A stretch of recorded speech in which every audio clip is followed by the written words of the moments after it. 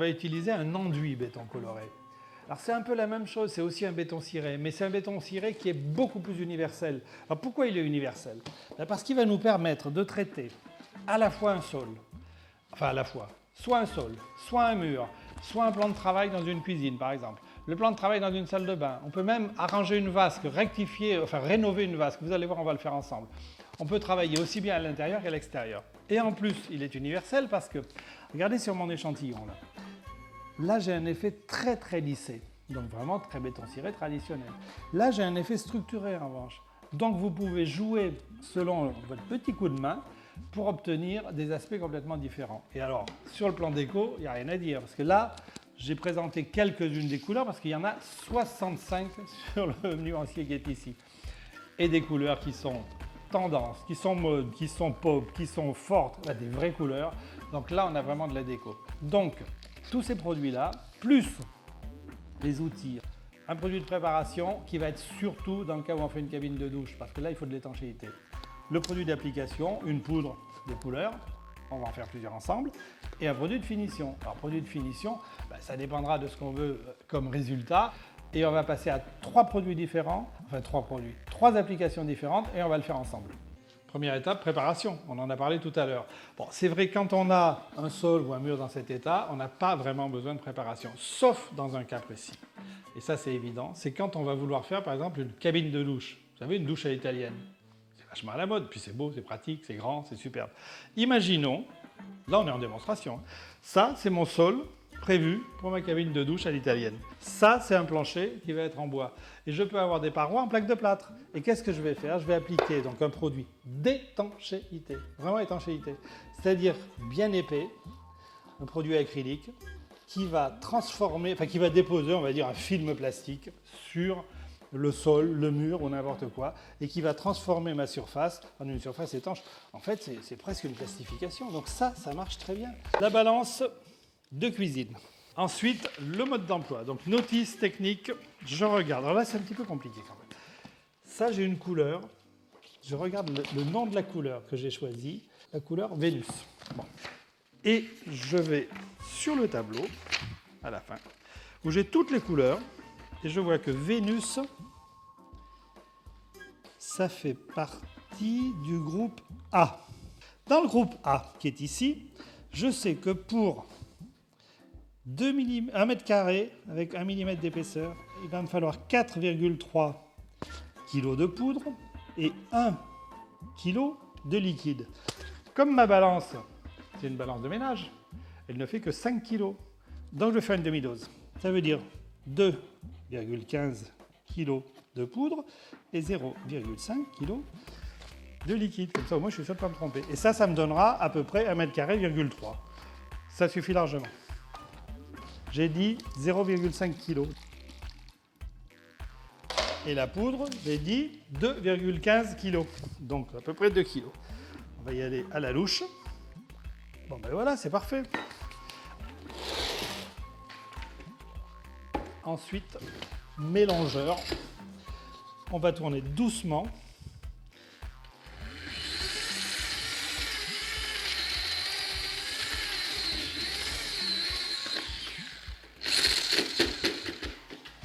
Voilà, c'est mélangé. Alors, application. Donc, je suis en démonstration. Je ne vais peut-être pas faire exactement dans les règles et je ne vais peut-être pas démarrer vraiment au bord pour vous montrer. J'en prends un peu sur une petite taloche. Là, je trouve que c'est bien liquide tout de suite. Et qu'est-ce que je fais? J'étale sur le mur. Voilà, alors ça.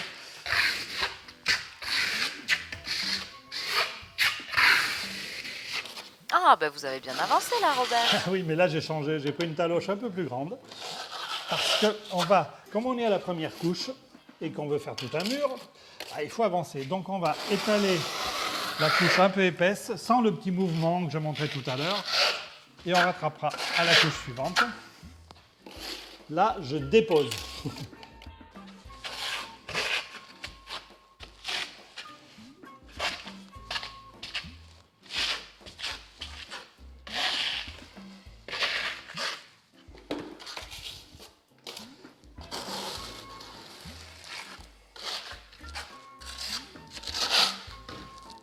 Voilà ce qui s'appelle un mur quasiment fini. Enfin, en tout cas, la première couche est finie.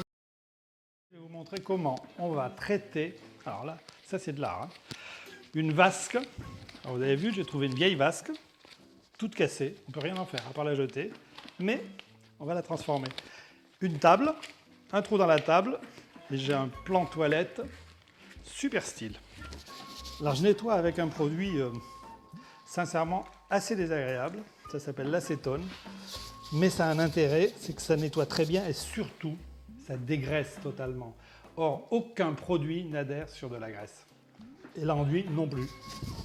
Maintenant, ma vasque, elle est dégraissée, elle est décrassée même. Et je vais la pousser parce que je pense que on doit être à peu près près là. Donc on va passer à l'étape suivante du mur, le frottassage. Alors frottasser une éponge en mousse, bien essorée, il faut qu'elle soit humidifiée mais à peine. Et là, je vais avoir un mouvement assez doux qui va me permettre de régulariser. Voilà. Donc quand il y en a, là ça dépasse un peu, quand je passe comme ça, en mouillant légèrement, j'enlève la petite crête, je l'atténue on va dire. Voilà. C'est vraiment atténué, puisque de toute façon, on va avoir une deuxième couche, hein, ne l'oublions pas. Ça c'est qu'une étape intermédiaire. Et on va attaquer la vasque. Alors, la vasque, donc le même produit, hein, enduit, et on va poser de l'enduit. Alors l'enduit, en réalité, pour qu'il adhère sur la vasque, il faut vraiment le déposer. Donc j'en dépose une couche assez régulière, sans chercher à lisser tout de suite, hein, c'est pas le but de la manœuvre.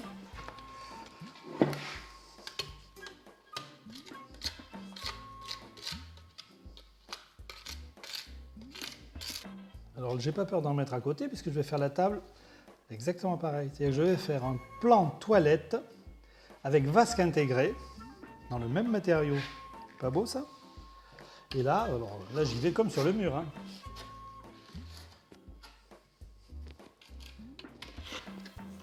C'est pas une peinture, hein. J'ai un enduit qui est relativement épais, qui est fin, qui a tous les adjuvants nécessaires, donc une vraie souplesse d'application, et qui couvre tout. Bon, ben maintenant on va laisser sécher tranquille, et on va revenir à notre mur.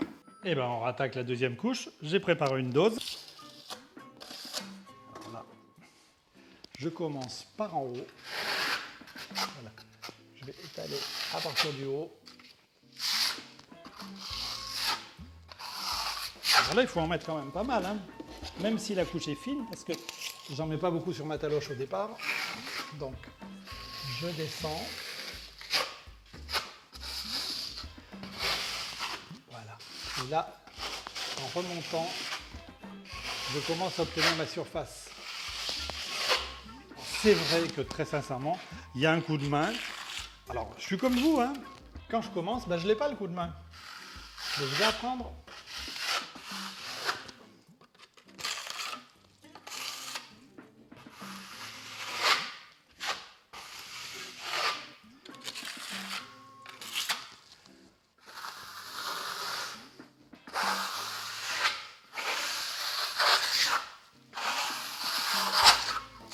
On peut maintenant enlever notre ruban de masquage.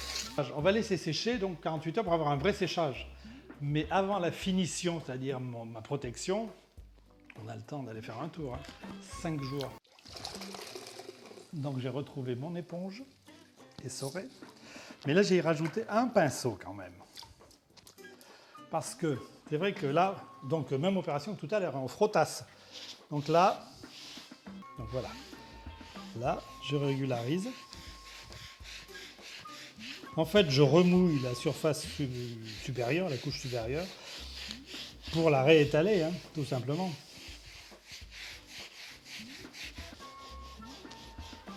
Une petite nouveauté là, pour la deuxième couche. On a fabriqué un outil. Ah bon, mais qu'est-ce que c'est que ce nouvel outil? C'est une spatule souple, découpée dans le couvercle du seau. Ça, c'est une astuce. Et on va aussi se servir du pinceau. Alors, parce que là, maintenant, on peaufine, on est à la deuxième couche. Bon, je mets quand même, comme d'habitude, mon produit sur la petite taloche. Pourquoi ma spatule? Parce qu'en fait, elle va me servir à travailler en couche fine dans l'arrondi. Ah, c'est malin ça! N'est-ce pas? Alors, compte tenu du support, donc notre fameuse vasque là, qui était quand même pas terrible et qui est en céramique et qui est extrêmement brillante, on va dire, extrêmement fermée, on va travailler en 3 couches. Beaucoup à 3 couches. La première nous a servi de couche d'accroche. Enfin, elle nous sert de couche d'accroche. La deuxième que je suis en train de faire, donc là, elle est très très fine, celle-là. Et je finirai par une troisième qui permettra de peaufiner. Après avoir mis du temps, on va peaufiner.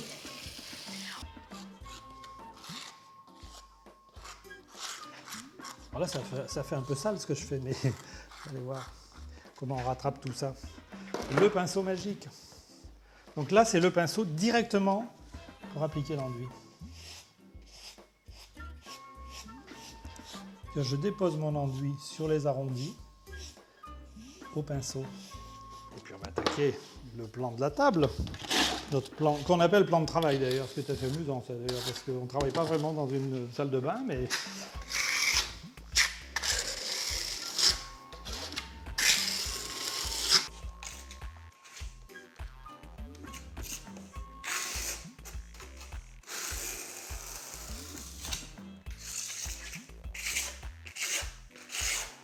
La deuxième couche sèche juste comme il faut, c'est-à-dire encore un peu fraîche.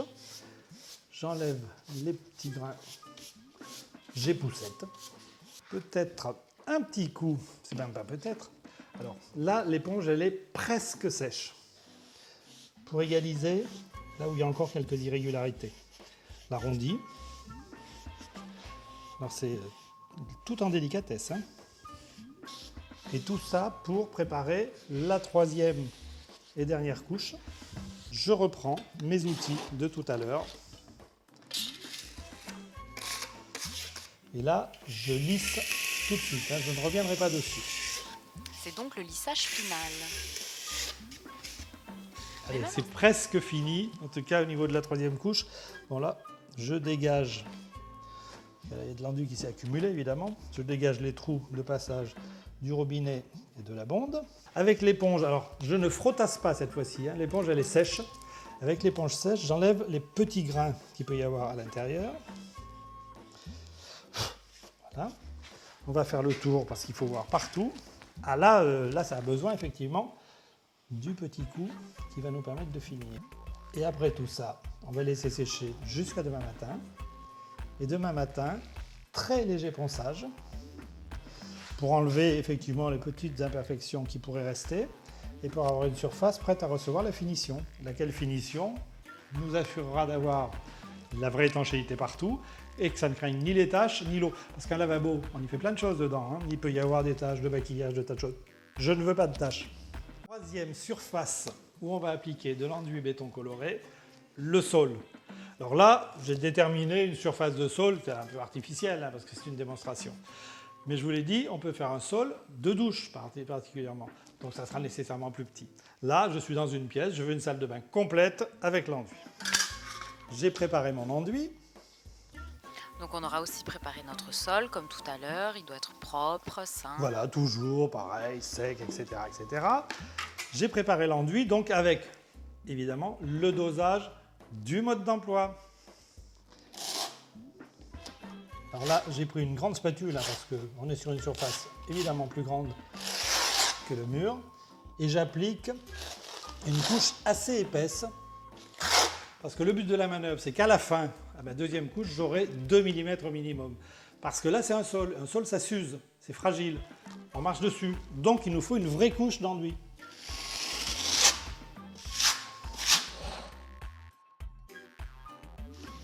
Bon, on n'oublie pas quand même qu'il y a une deuxième couche, hein, mais je ne veux pas de corde importante. Je ne veux pas du tout, d'ailleurs. C'est clair. Alors, la deuxième couche, en réalité... Ouh, ça se passe bien. Ouais, il faut toujours faire attention jusqu'au bout. Voilà, ça c'est déjà beaucoup mieux. Là, on doit avoir un petit défaut là-dessous quand même. Heureusement, le matériau permet de corriger les fautes. Voilà, c'est beaucoup mieux. Donc, on va attendre, allez, 1 heure à peu près. Ça dépend évidemment de la température extérieure, de la température du sol au départ, du climat, on va dire. Mais dans 1 heure, quand c'est presque sec, mais pas encore parce que je travaille sur frais, je démarre la deuxième couche. Il faut que je puisse quand même marcher dessus, c'est évident, sinon ça serait une catastrophe. C'est encore un peu frais. Ça, c'est des feuilles, mais j'en ai une en trop d'ailleurs. C'est des feuilles de polystyrène extrudé, qu'on appelle couramment du Depron, qui servent à faire de l'isolation mince. Je vais poser ma feuille, là je suis à la porte, hein. Je pose ma feuille, toute légère, donc maintenant je peux marcher dessus. Je n'écrase pas. Je pose la deuxième pour aller travailler. Et vous faites un petit chemin. Voilà, je me fais un chemin tranquille. C'est pratique. Ça me permet de poser mon seau sans marquer. Je récupère ma feuille que je vais poser un peu plus loin. Voilà. Et on continue le Et chemin. maintenant, je suis à ce point pour Ah, travailler. mais c'est malin cette Donc la technique. même technique, la deuxième couche.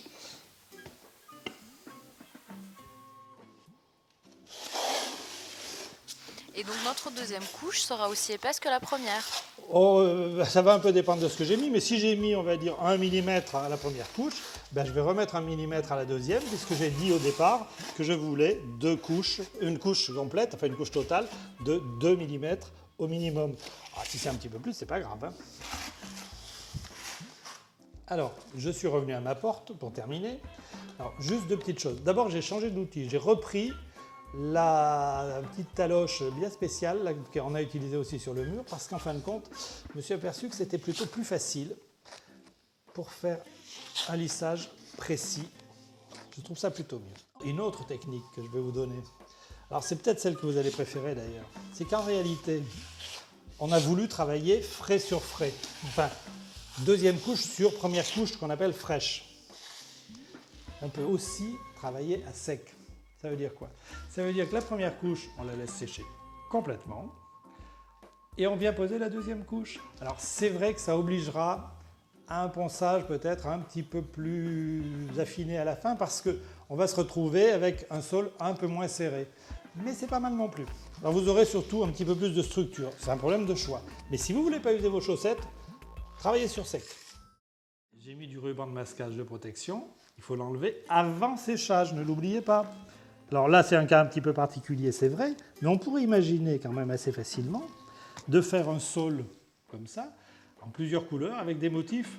C'est un peu plus de boulot, je suis d'accord, mais ça peut être absolument superbe. Et on y va.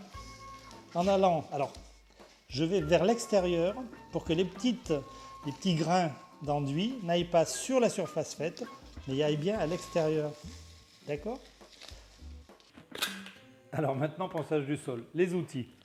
Un couteau pour gratter les petits défauts. Ça, c'est fait pour poncer. Alors, je me suis fait une cale à poncer un peu grande pour avoir une surface bien plane. C'est un bout de planche, un autre bout de bois vissé dessus et tout simplement l'abrasif qui est agrafé. Super. Une époussette et des chaussettes. L'outil chaussette. Voilà, c'est ça les outils. Parce que vous allez évidemment marcher en chaussettes tant qu'on n'est pas sec à cœur. Alors, on y va. Là, par exemple, là, on voit qu'il y a un défaut. Donc là, on va gratter. Bon, facile, hein? Et après, le travail, c'est ça. Alors, même chose que sur le mur, hein? Pas d'inquiétude si ça blanchit.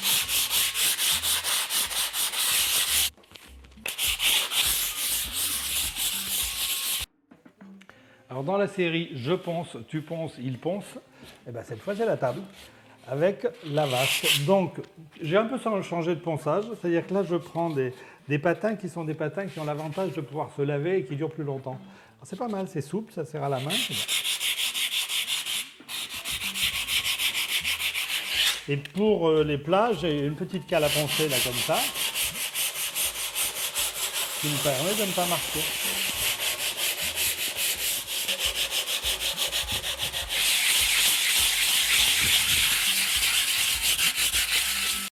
Alors maintenant, finition. Finition, là j'ai une finition.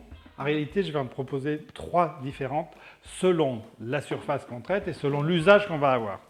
Première finition qui est celle-ci qu'on va utiliser, c'est une finition solvantée. Très bien. Ça veut dire quoi? Ça veut dire qu'elle est à base de solvant, donc elle sent un peu mauvais, mais qu'elle va très très bien pénétrer. Elle va pénétrer à fond dans le matériau, elle va le protéger. Bon.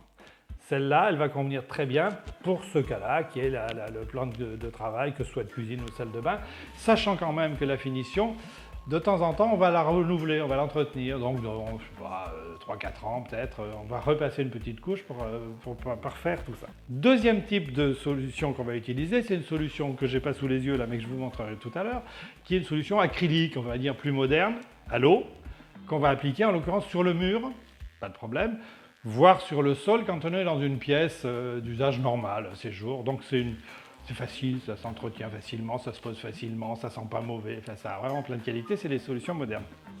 Mais, vous vous souvenez qu'on a fait de la salle de bain, enfin en tout cas un revêtement de sol de salle de bain, et qu'on a dit aussi qu'on pouvait faire le bac à douche. Et dans certains cas, on veut une protection qui soit, comment on va dire, totale, par rapport à l'humidité et aux taches. Là, on va rajouter un produit, c'est-à-dire que je vais faire d'abord ma solution acrylique, et ensuite je vais rajouter un produit qui sera quoi? Qui sera un vernis uréthane, donc qui est dur, enfin qui a une dureté, mais qui reste quand même un petit peu souple, et qui va faire un film sur la surface. Alors ça, c'est un choix, parce que ça protège complètement, mais ça change un peu l'aspect, puisqu'il y a un film de surface. Alors que ce qu'on va appliquer tout de suite, l'intérêt, c'est que ça va garder le côté minéralité, puisque là, vous vous souvenez, hein, j'ai fait une fausse pierre. En réalité, ben, je vais garder cet effet minéral grâce à mon solvant. Et ça s'applique comme une peinture, comme un vernis, on va dire, sans aucune difficulté. Et on applique combien de couches? 2 couches. Alors, de toute façon, jamais, pratiquement, on ne passe une seule couche d'un produit de protection, quel qu'il soit. On va passer 2 couches en laissant le temps de séchage. Alors, dernière fois, je le dis, c'est la dernière fois, je ne vous le dirai plus. Mode d'emploi. Il y a des notices sur tous les produits. Vous les respectez, vous verrez que ça va tellement mieux. Protection, mur et ensuite sol. Alors on va utiliser là le même produit qui est la protection acrylique dont je vous ai parlé tout à l'heure, qui est une protection largement suffisante pour l'usage qu'on peut faire d'un mur, c'est évident, et pour un sol de séjour qui n'est pas à l'humidité permanente. Hein, parce que là c'est un sol, on va imaginer salle de bain, mais ce n'est pas la douche. Hein, on applique. Alors là, l'application, c'est rapide, facile.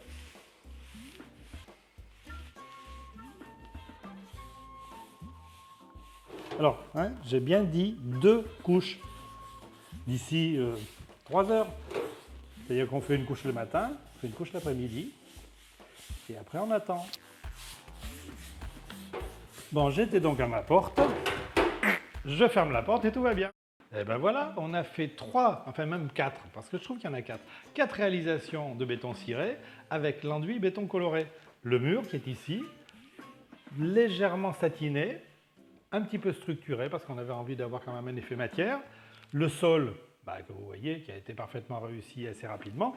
Le plan de travail, et je disais 4 parce que la vasque, qui est quand même une surface très particulière, elle a été intégrée dans le plan de travail, donc on a un seul ensemble, mais c'est quand même des applications un petit peu différentes. On a réussi, tout va bien, il ne reste plus qu'à créer la salle de bain maintenant, les robinets, etc.